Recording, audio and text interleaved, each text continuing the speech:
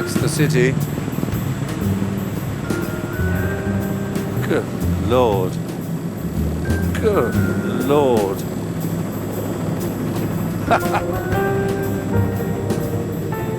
The Square Mile, the City of London. It's an extraordinary institution. Everything is so concentrated here. It's just amazing. I love it.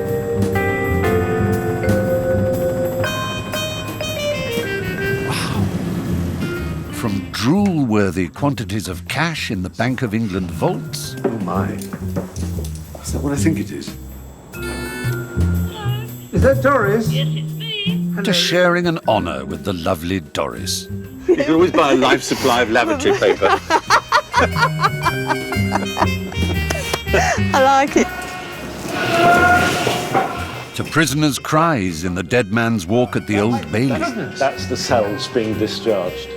Oh, really? Right, yeah, we're processing prisoners now. And bewildering ceremonies. I'm going to delve into the secrets of the city.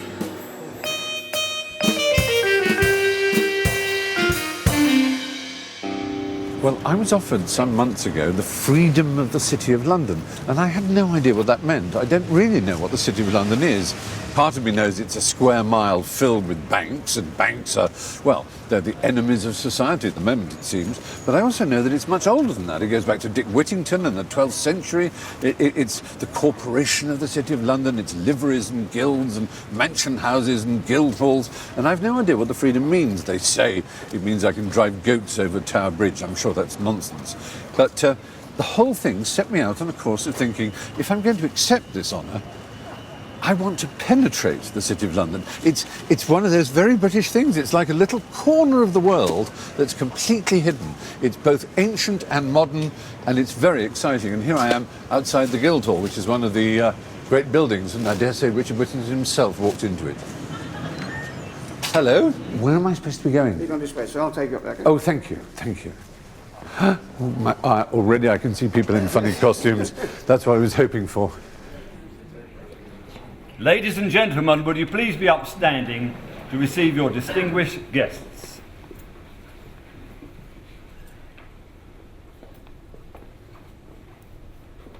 I wonder what I'll be given. A key, a PIN number, or maybe a swipe card. Stephen Fry, would you please approach? This is the Declaration of the Freeman. I'd like you to read it aloud, beginning with your name.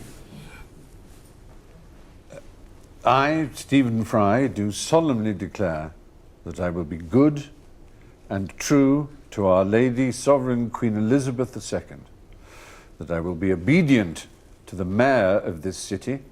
Now, on behalf of the Chamberlain of this great and ancient city of London, it is a particular pleasure tonight for me to extend the right hand of fellowship to you and to greet you all as citizens of London. Very much indeed. Thank you so much. Thank you. I'm free. Thank you very much.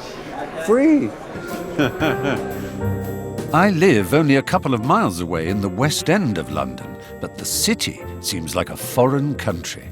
I intend to use my new freedom as a passport to explore its hidden mysteries. Tracing the outlines of the original Roman settlement, the city is a small local authority that has vastly more wealth and power than any other borough in the UK, yet is a mere square mile. The reason London was founded as a trading port is this river, with ships from all over the world coming to do business. I'm hoping to get my hands on the levers of power at Tower Bridge, that symbol of London that allowed trading ships into the heart of the city. Oh my goodness. Look at it, there it is. It's a sight that not everybody sees, even Londoners. Tower Bridge was built in 1886, and Eric Southerns has the splendid title of Bridge Master. It's so funny to see the white lines of the road at that angle. Here's the warship coming through now. Oh, it's terrific. They're flying a Union Jack. I've got a statutory duty to open the bridge to any vessel that gives me the required 24 hours notice. It's like an Escher print, all these staircases in different directions. I ask Eric if I can see how this masterpiece of Victorian engineering actually works. to the... And what's known as the Bascule chamber. This is the Bascule. Oh my God! Oh my goodness! It's like it's a theatre. You could have rows of people on stage, except presumably when it rises. You're actually under the road, under the South Bascule. When we do a bridge lift, that whole lot travels down and we'll go up. So if we stood here, we'd be killed. Not killed. It doesn't you'll have time to get out. We'd have to duck. Yes. And if it was a full one, would I be safe against that wall? A full lift, you would be safe against the wall, but it would touch you before it stopped. So it would be rubbing up against your shoulders before it stopped. Tug's Tower Bridge. Christine, we're about to start your bridge lift now. Originally operated by complicated mechanics, it's now all controlled by one man. And today, Eric allows that one man to be me. Stand by, bridge staff. Stopping road traffic.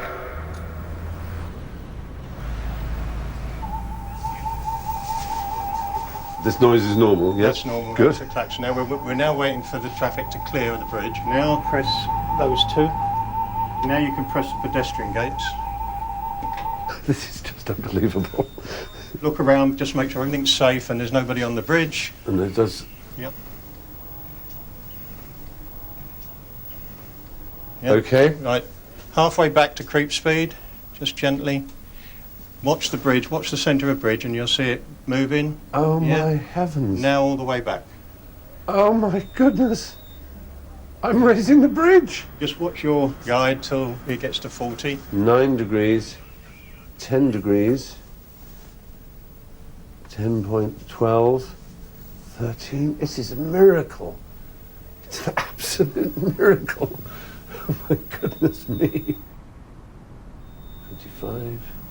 Gently back into the centre position now. There we are. There, you can let that go. So all the buttons that are pressed need to be pressed. The river lights. And here comes one. The Svitzer Cecilia, a Swiss boat, I guess, is it? Out of Grimsby, so that's not very Swiss. Trade is what the city has always been about, whether on the river or in its many markets. And just a few minutes north of Tower Bridge, I'm given the rare privilege of a seat within something called the Ring.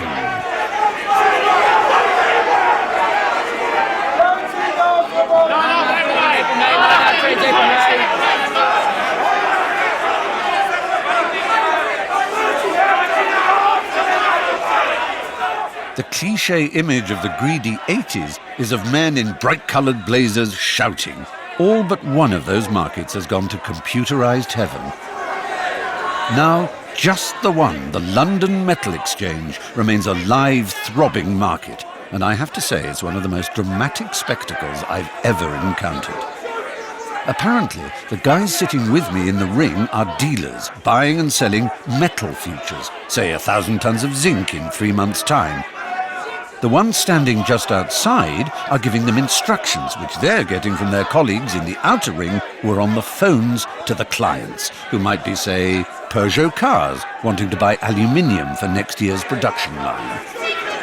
I'm told that over 80% of the world's industrial metal prices are set in this ring, and the urgency is because everyone waits to buy or sell till seconds before the market closes.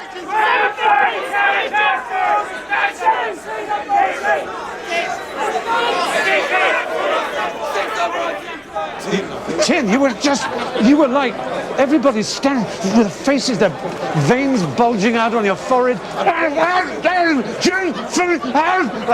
You were absolutely transformed, an animal. I've lost my voice now. I can hear that. So did you make money on that?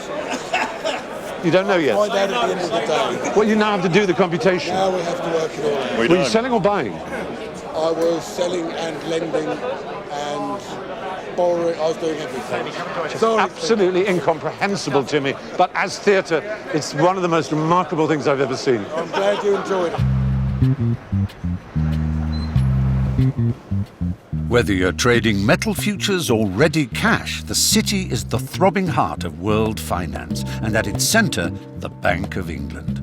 On the ground floor, there may be marbled halls, but in the basement, the emphasis is not on show, but security. Oh my. Is that what I think it is? Good Lord. £20. Huge! Oh my God. Of course, you do realise you're quite mad, Goldfinger. I'm waiting to meet the chief cashier, Chris Salmon. This is like a wholesale warehouse, ready to supply the retailers, in this case the high street banks, when necessary.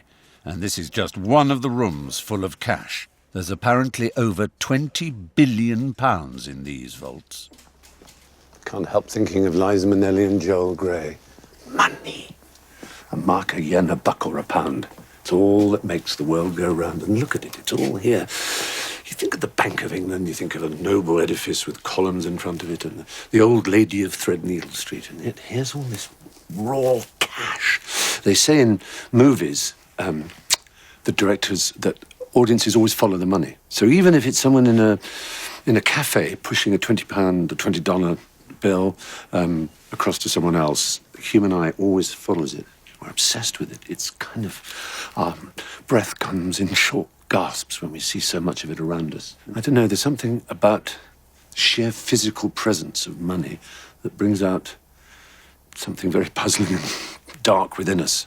Well, in each cage there's about £4 million, and in the room as a whole it's about £2 billion of new banknotes which haven't yet been issued. And ones that you as chief cashier have signed, and not individually, obviously? Not just the one signature, which has been repeated a few times. Modern technology, yes. That must be a marvellous feeling to think that your name is on every one of these. Is that it there? Yes, just there. So you sat down with a piece of paper and you did a few versions of your signature, and... It was as unsophisticated as that. You're given an A4 sheet with 3 boxes. You can do 3 attempts, and then you tick your best one. God. Or in my case, you print off a second sheet. Until you really felt you got it right. Print your best one on the second sheet. And then it goes off to be photocopied, I guess, and there it is. And when you go to a cash machine and out comes this, and you look at it and you see your name there, do you get a little bit of a thrill? There's an element of that. Yeah. Yes, it would be untrue to pretend otherwise. But I mean, there is a more serious point. The reason why we have the signature of chief cashier on the note is to underscore the importance we place in an institution on the fact people can trust their bank's notes, and that's why we have the signature there. It's a very elaborate IOU, isn't it? Yes. It's a promissory note. There'll be a lot of people watching this thinking, well, the weakest point, the point where we can move in, is when you're transporting it. Somebody orders a few of these crates. Somehow you've got to get them into a van, onto the street, without anybody following you, causing you to crash against a wall, coming out and doing all that Sweeney stuff. And presumably you can't tell me anything about how you do that. We move to cash safely. Yeah. That's very well put. Whoa! Try and miss the top if you could, please. I'll do my best. Woo! We're so close to the gherkin, I can almost smell the dill and vinegar. In the City of London, the square mile that is the financial district, thrusting new towers jostle with the most ancient of strange rituals. And I feel a bit like an anthropologist landing in a foreign country when, outside the Guildhall, I come across a group of those ceremonial symbols of the City of London Corporation, beetles. Yeah, and you? Candlewick. Candlewick, wow. Farringdon within. Farringdon, excellent. Farringdon within. Not without. Is within and without? Oh, this is like Punch and Judy. You've got Farringdon within and Farringdon without. So, and there are more beetles. I've never seen so many beetles in my life. How wonderful to see you. I must say there's an almost Dickensian, Pickwickian sense of good English roast beef, and you all look sort of well-fed. We've done a load of that just now. Oh, well, that'll be why. There's a request from the mayor, sir. Yes. Will you get your hair cut? You're quite right. I'm very sorry. I'm a shambles. That's me told. Dear me. The beetles tell me they are here for something called the silent ceremony. I don't quite know what they mean by a silent ceremony, whether literally we go inside the Guildhall and not a word is spoken. I believe it is a solemn occasion, and the whole thing is a mystery that's about to be unravelled. Hello. This will be the inauguration of the new Lord Mayor. That is, the head of the City of London Corporation. That's not Boris Johnson's job. This one is chosen from among the aldermen of the city. And this exact ceremony has apparently been held every year since around the time Dick Whittington became Lord Mayor over 600 years ago. Unlike any of the 32 boroughs in London, the City of London Corporation is elected by both residents and business folks and has unique powers, even its own police force. Nice hats. It's an extraordinary, mysterious 35 minutes of silent ceremony, with the only words spoken those of the new Lord Mayor's oath. I, David Hugh Wootton, do solemnly, sincerely and truly declare that I will faithfully perform the duties of the office of Lord Mayor of the City of London. The rest, stumm. It's all done by symbols. And this is the moment when power passes. You put on the funny hat, the job's yours.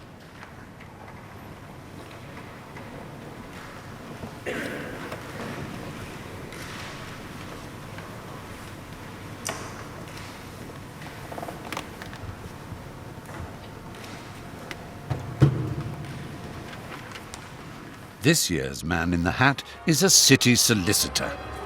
How do you do? Congratulations, Lord Mayor. Thank you very much. It's really wonderful. I was thinking one of the conditions of being able to be a Lord Mayor, congratulations to you, is to be able to wear that hat without looking ridiculous. And you pull it off. There's genuine dignity in it. It's a wonderful ceremony. Is it? Oh my goodness! You've been holding that all afternoon. I'm flicking it around. And doing the flicking, yes. And one final hidden ritual involving a hat, the passing of the key to power. 1 year ago, you asked me to keep the key to the City and Christ's Hospital seal under my hat. I have done so. I now return to you that key.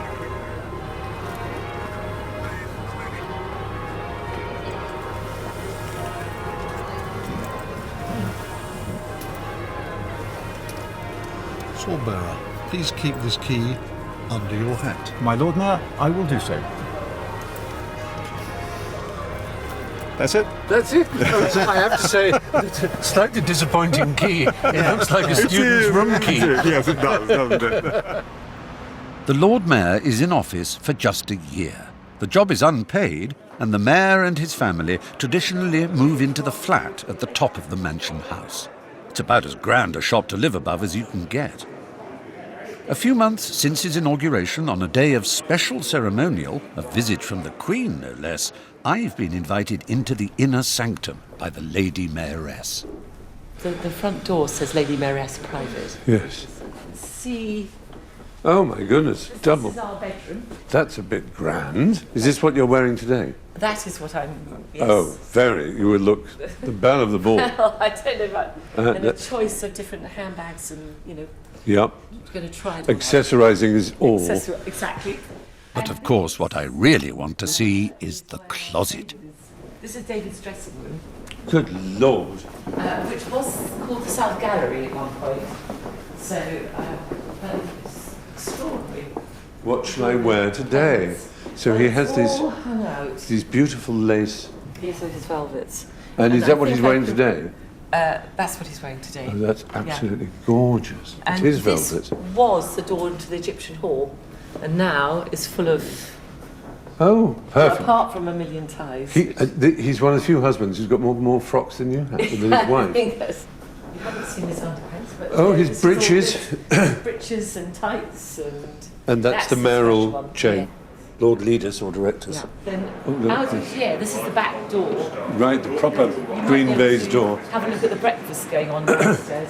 Oh, we can get a view of it. You can get a view of the breakfast. Goodness me. Wow.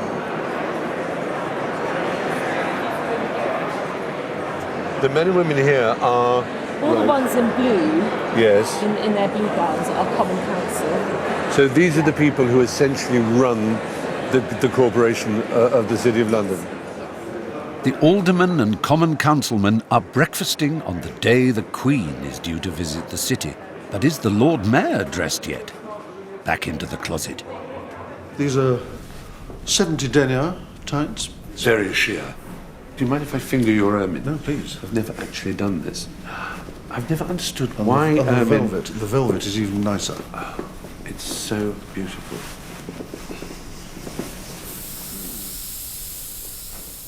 And the rosettes on the shoulder. I wonder, because I saw them by the mirror, and I wonder where they would go. Good luck, everybody. Goodbye. Thank you. Precision timing now. Oh, and they're off. Oh, look, it's LMO, limo. Oh, Lord Mayor's office. And they're off to St Paul's Cathedral to meet the Queen. In fact, the Lord Mayor isn't just off to meet the Queen. As a result of strife and altercation under King John 900 years ago, the city, which financed the King's army, gained in return the right to govern themselves with vast powers given to the mayor. But still, the monarch's overlordship should be acknowledged when she visits the city, and it is the Lord Mayor's job, along with that ceremonial sword, to do just that. The City of London Corporation is a powerful, self-financing fiefdom. The Lord Mayor at its head is also nominally the Chief Magistrate. The Old Bailey, a stone's throw away, is where he would sit. In fact, the Lord Mayor's judicial powers are not used, but the corporation own and run the place. It's so impressive and so awe-inspiring. Truth, learning, art, labour. Very wonderful. And then, of course, you've got the city's crest at the top. Yes. The man who has all the keys here is Charles Henty, the Under-Sheriff, an officer of the City of London Corporation. This, though, is probably the grimmest. Underneath the present-day courts, there used to be the infamous Newgate prison. Where your last night may well be spent here at the Bailey, although we stopped executing publicly in 1868 and 1902 from inside, and then we stopped. The condemned man or persons would be in here, last rites given, and then usually they would be then taken out this way. Having chosen their own meal? I don't think we went that far. No. It's nice for the films, but... Incarcerated here was everyone from Dick Turpin to Casanova. Now it's the 50 people on trial today. What is this? This is what we call Dead Man's Walk. Now, what was here... Dead Man's Walk? Walk? Dead Man's Walk, because you're only going to go one way. As you came down, as I said, doors each way. So one door would lower open. and narrower each time. Narrower and narrower. It's very Alice in Wonderland. Yeah. The cries of London. That's the cells being discharged. Oh, really? Yeah, we're processing prisoners now. It gets tiny.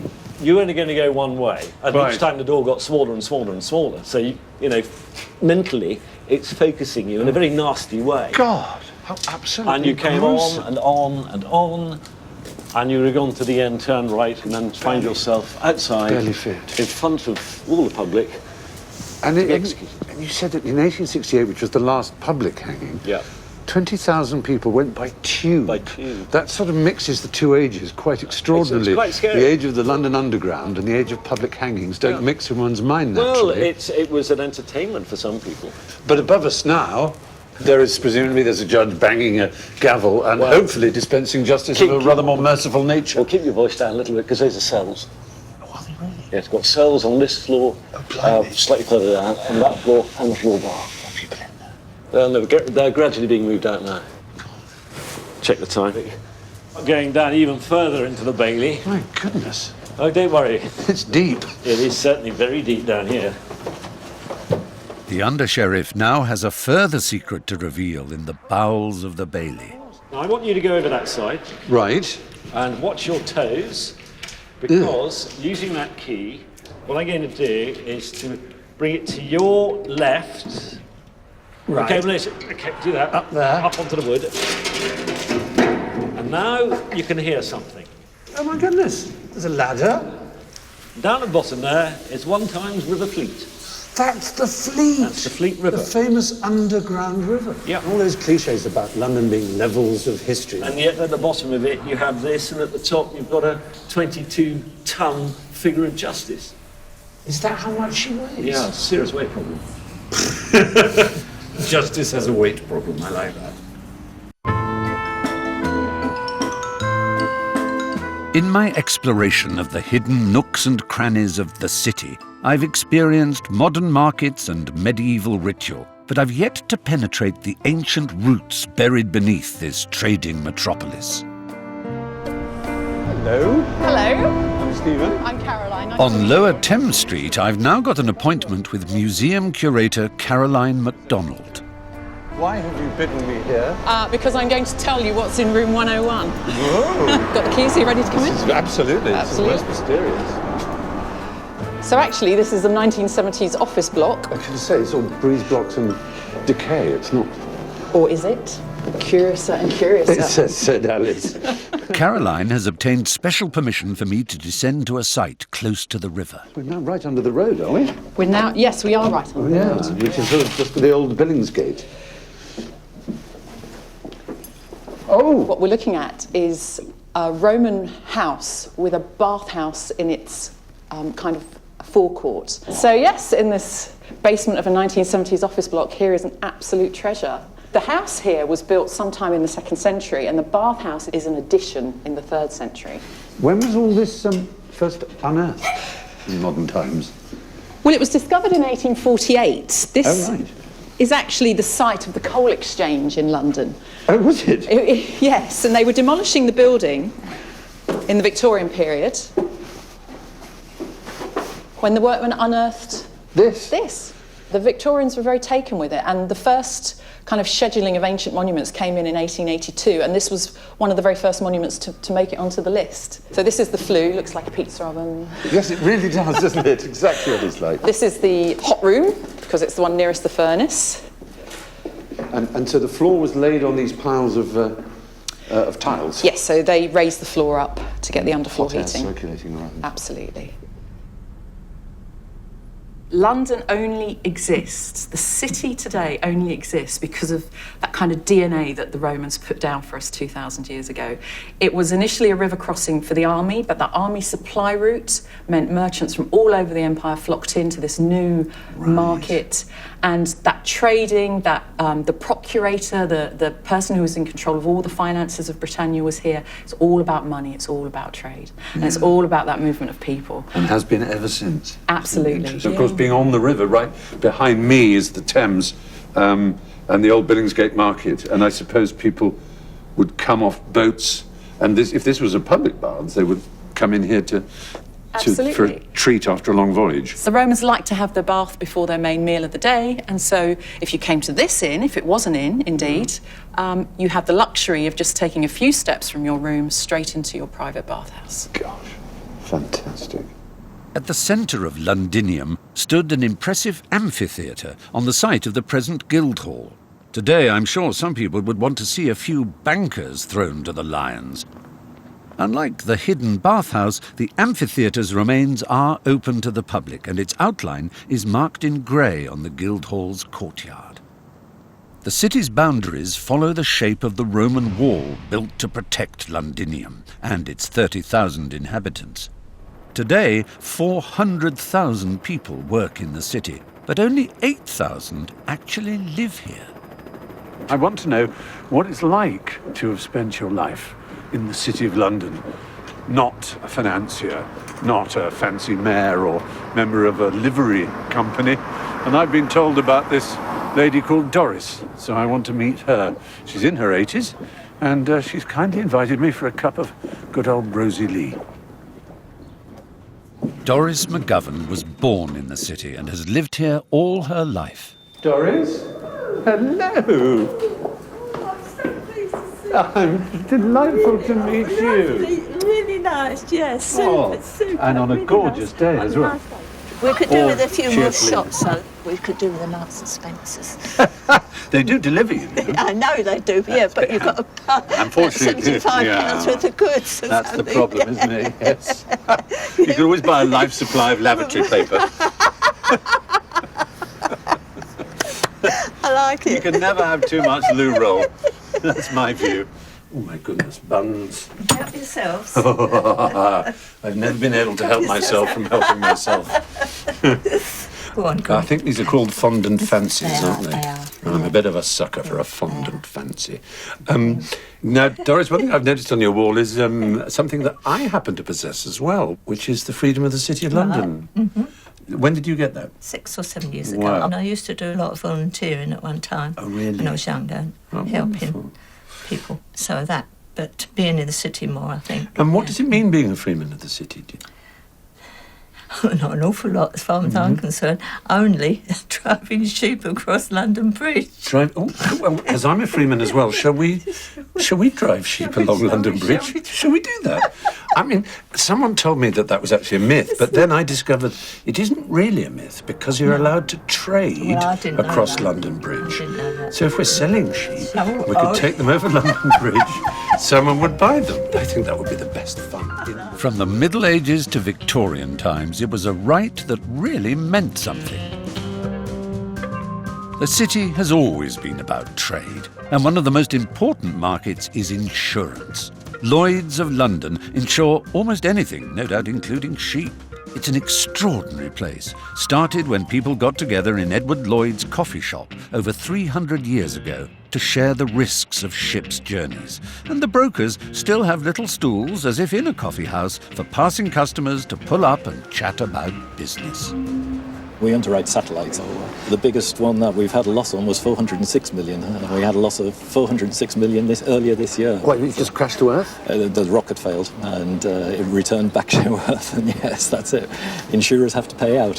That's what we're here for at the end of the day. Well, of course. I mean, the higher the risk, the higher the reward, presumably. Absolutely. And for a typical $400 million satellite, premiums would be something of the order of $40 million or so. $40 million, that's 10%, yes, right. Yeah, That's roughly. the indemnity, yes, gosh. It's eye-watering sums of money. We're not just writing space here, we write marine, we write energy, we write aircraft, we write aviation wall, we write lots of different risks. And the idea is that across all of those lines of business, you wouldn't expect all of them to fail in any one year or have bad years. Right. So one offsets the other. Jonathan? My particular speciality is insuring people. We do the body parts insurance. Certain athletes excluded parts from other insurers, so you might, whether it was David Beckham's toes or feet or something like that. But the other things are actresses' breasts, foot models. So you'll take the left one and the partner will take the right. It's quite serious in as much as if a big pop star insures the voice. You have to consider the multiples of present earnings that can be dependent upon a voice can get into some enormous numbers when you're talking about highly paid entertainers. What do you specialise in underwriting or looking into? I'm a cyber underwriter. The latest statistics were that the cyber crime market generates more revenue for the criminals than the drug trafficking market worldwide, which is pretty scary stuff. And we wouldn't insure anyone who wasn't investing enough into their IT security, saying that if a hacker really wants to get in and they're good, the likelihood is they will. So that's the risk that we take on. It's not just personal data that's a target, it's corporate confidential data, it's mergers and acquisitions information, it is medical research data. So they're all under attack.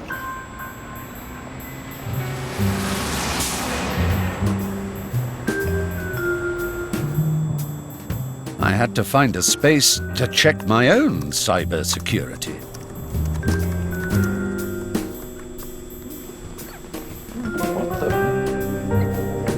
Hello? Hi. I'm Stephen. What's your name? Yeah, what's your name? Let's see you up top. Can I film you? Fabulous. Hi, guys. You all right there? The 42 stories of Tower 42 house the UK headquarters of over 60 companies, a good 20 of which are major players in the finance industry. Jimmy Lawrence has been cleaning windows here for 3 years. How do you discover that you are the kind of person who can do this without screaming in agony and fear? I don't know, really, You to be just honest try with it you. out? Yeah, just give it a go. Don't look down. Presumably you have to do this all the time. Yeah, I mean, it's constant all year round. Like painting the Forth Bridge? That's it, yeah. Warm water, just a bucket and a squeegee the old-fashioned way. God, tie it to your wrist so nothing falls off. You must look in on windows and see people who not only get paid in the millions a year, they get paid millions in bonuses. Does that make you think, what the hell? Yeah, it does a bit, yeah, considering they're nice and warm and... Exactly. We're the ones doing all the hard graft, yeah. Up here, I'm feeling a bit queasy. A feeling perhaps that many people share about the financial steadiness of the city. Every day my heart would... Hey, look down once, you'll be all right. Do you think? Yeah, look. I'm leaving. You're safe, you're not going nowhere. I know I'm safe now, but sometimes when there's a gust of wind...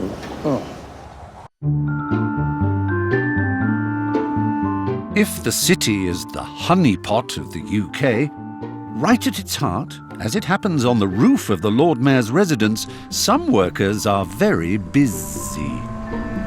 I dare a bee to get into me. Actually, I shouldn't say that. I'm on the roof of Mansion House, and what I can see there is the Bank of England and the top of the Gherkin. I'm right in the most urban environment. We've probably got a population of about 30,000 in here. 30,000? About half of which will be out working, half will be in here. Bring it up slowly and straight vertically, up to eye level. Up to eye level?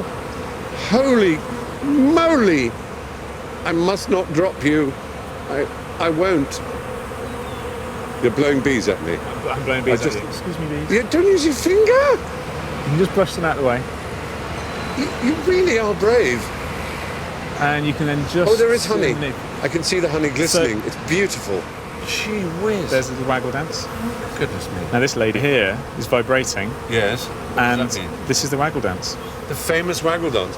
And what is it communicating? It's communicating a good source of honey? Yes. The angle in which they are waggling yes. is the angle in which the other bees need to navigate yes. in relation to the sun. Where on earth do the bees go? How can they survive in such an alien environment? Well, first of all, bees will travel a long distance to get what they need. They'll go 3 miles. Oh, right. Maybe 5 at a pinch, but 3. So if you're a banker and you're watching and you're not in a tower block and you've got a windowsill, then jolly well put out some flowers because we've got some very hungry bees here. Hungry bees aren't the only ones relying on bankers to help them survive. I need to get something off my chest, so I find a city grandee. Former Lord Mayor, former chairman of Lloyd's Insurance, Lord Levine now runs an investment bank. It's an extraordinary institution that the further I try and penetrate its mystery, the darker and deeper it sometimes seems. But let's face it, we live in a time when probably the word banker, the word hedge funder, the word derivative, the word short seller, all these phrases that most people don't understand, and I count myself as one of those.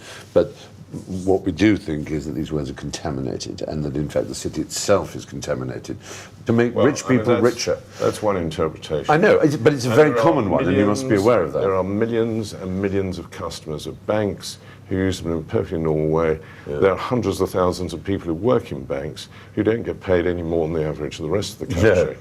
And it's very easy to pick out those who got it wrong, those who did things that were really bad. There is very little remorse amongst the top echelon of bankers. When you hear them talking on the radio, they don't seem to be in the least bit... Well, it depends who you talk to. Yes. It depends who you talk to. I mean, it's very easy to characterise people.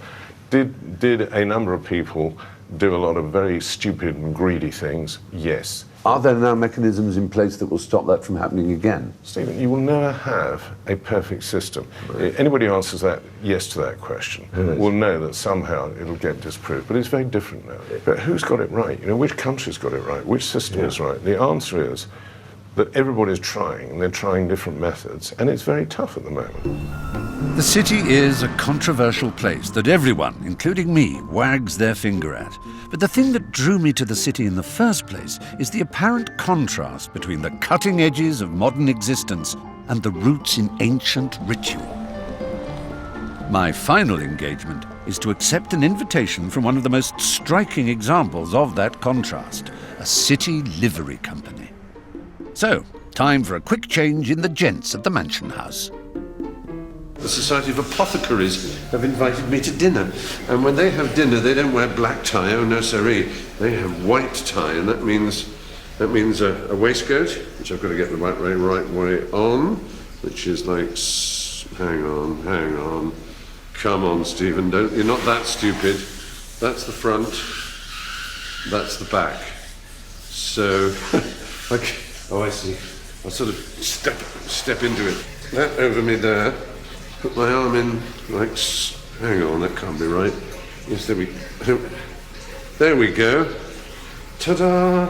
And then I do it up. And I think I may be faced with the humiliation of having to loosen the elastic at the back because of my enormous gut. I'm putting on my top hat, tying up my white tie, dancing in my tails. There we are. I mean, look at that. That is all wrong. Look at you. I didn't know you had one of those bibs as well. I have to shake your hand. That is like my doily. That's fantastic.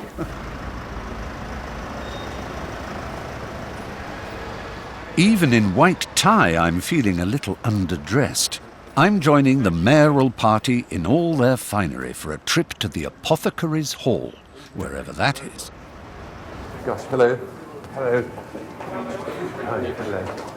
Oh, that's fantastic. Auriferque per orbem decor. Oh, good Lord. I'll have to look it up. The Society of Apothecaries is one of the city's livery companies, who got their name because of their distinctive uniform, or livery. They began in medieval times as early closed shops for different trades, in this case, pharmacists. They still have powers in the election of the city's aldermen. Apparently, I'm going to have to take part in some ritual involving rose water.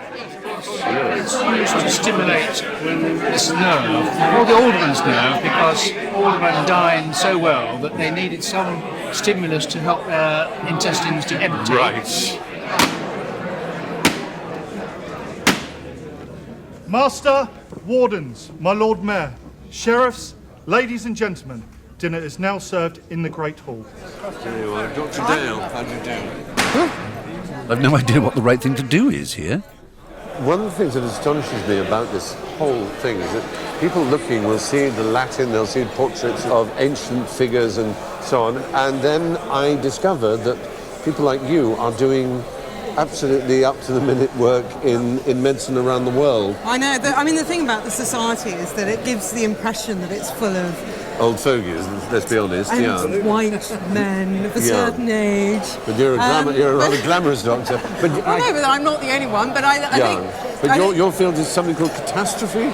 Yeah, we deal with conflict and catastrophe medicine, and behind all the cloaks and the ceremony, we're actually training doctors and nurses to work and adapt all their medical knowledge and skills working in conflict zones, in disaster zones.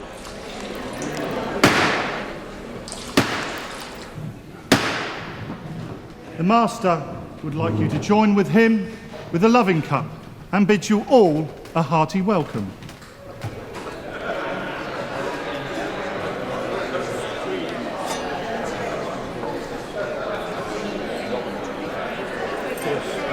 We are. Okay, you protect my back. You stand up. We bow. You take the lid in your right hand. I'll take a swig. This takes the silver plate off the cup, you know this stuff. Yes, you pop the lid back on. And then I do the same to We my... bow. I give it to you. You turn around and I'll protect your back.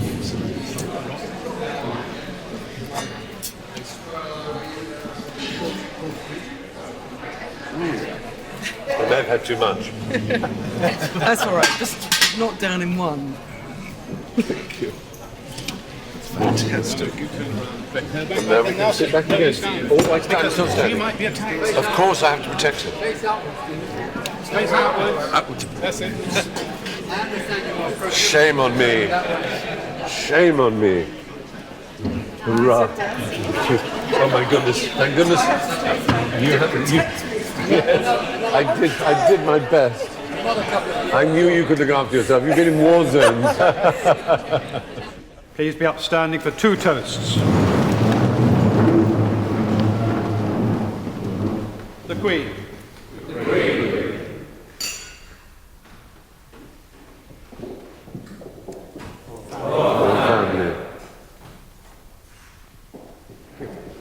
The Lord Mayor, the City of London Corporation, and the Sheriffs. Phew, I like a drink, but I can see how the word liver got into livery. The Worshipful society the art and mystery of the apothecaries of the City of London. May it flourish, bringing help to all, till time ceases. Of course you can mock, of course you can say it's just a load of old fogies enjoying themselves with wine and stupid rituals, but all these people are professionals in the health world, and some of them are initiating new ways of taking medicine and healthcare into the world, which are at the absolute cutting edge. But they're doing it in an old frock, and to me that sums up not just the City of London, but Britain itself. Behind strange layers of silk and tassels, there can be some very modern cutting-edge brains, and I think it's absolutely wonderful, because I'm an old sentimentalist at heart, and I'm also someone who embraces the modern world, so for me this is kind of home. So do you enjoy exercising your freedom, Doris? Absolutely. This is...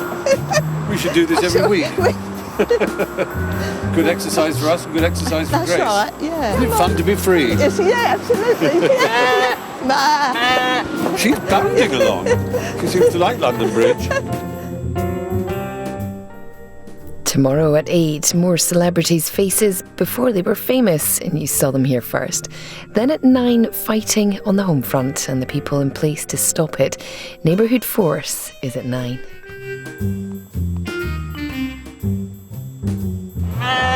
Oh, she's galloping along now. Yeah.